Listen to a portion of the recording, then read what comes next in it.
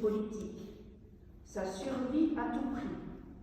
N'a-t-il pas fait tuer 2 de ses fils qu'il soupçonnait de vouloir prendre le pouvoir à sa place? Une fois de plus, l'Évangile n'est pas un conte de fées. Il s'inscrit dans les soubresauts de l'histoire des hommes. Il est présent partout où s'affrontent les pouvoirs. Hérode sent son pouvoir menacé par la naissance d'un enfant.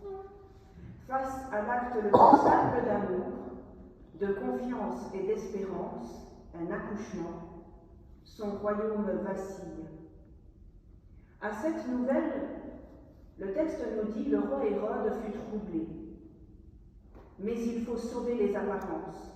On réunit les experts, on convoque le Parlement, on provoque une conférence au sommet et on danse autour du mensonge pour le faire apparaître sous le masque de la bienséance. Avertissez-moi quand vous l'aurez trouvé, que j'aille moi aussi l'adorer.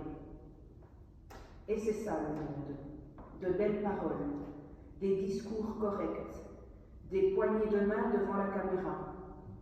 Par derrière, on s'étripe, on se trucide, on vend des armes, on fait des bénéfices, et par devant, on fait des actions humanitaires, des parachutages à Noël et encore et toujours de belles paroles.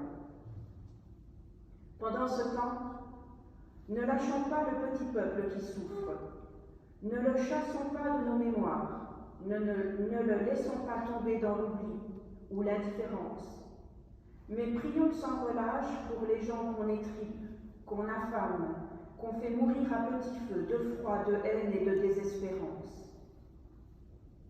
Prions pour tous ceux qui sont sans défense comme un enfant qui vient de naître et qu'on humilie. Dieu ne se laisse pas prendre par les discours, par les mots des protocoles, par les belles paroles des puissants. Il est là, dans la personne de ceux qui sont livrés à la merci des autres, à notre merci. Ce vieux mot de merci au féminin, la merci, qui nous rappelle que l'humain est toujours à la merci d'un tyran ou d'un sauveur. Dieu est au cœur de cette humanité vulnérable. L'enfant qui vient de naître est à la merci d'Hérode et des mages. Sur ces paroles du roi, les mages se mirent en route. C'est alors que la fatalité de la violence va se briser sur 3 miracles, 3 surprises, 3 événements qui n'avaient pas été programmés par les astrologues ou les futurologues.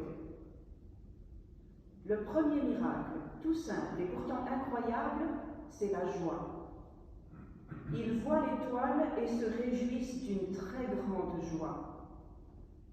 Curieux, comme la joie peut surprendre au détour du chemin, au sein même de la misère. La joie n'était pas au rendez-vous dans la froideur du palais d'Hérode. Elle n'était pas au programme des consultations d'experts et des ballets diplomatiques.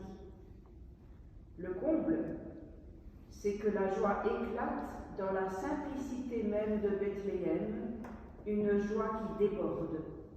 La joie surprend auprès de l'enfant qui naît et dont l'avenir n'est même pas assuré.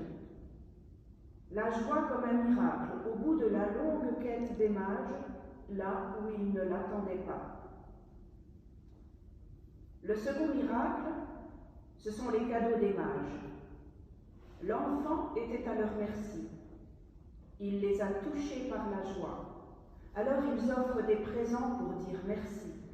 Des cadeaux de roi, des présents disproportionnés, des cadeaux fous comme ceux qui viennent du cœur, des cadeaux sans compter, des cadeaux d'enfants, des cadeaux de vieillards, des cadeaux de riches ou de pauvres, peu importe, de vrais cadeaux.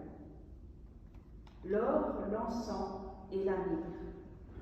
Cadeaux offerts à l'enfant de Bethléem et accueillis par la tradition comme autant de signes prophétiques. L'or pour la royauté de Jésus, l'encens pour sa divinité et la myrrhe pour sa sépulture.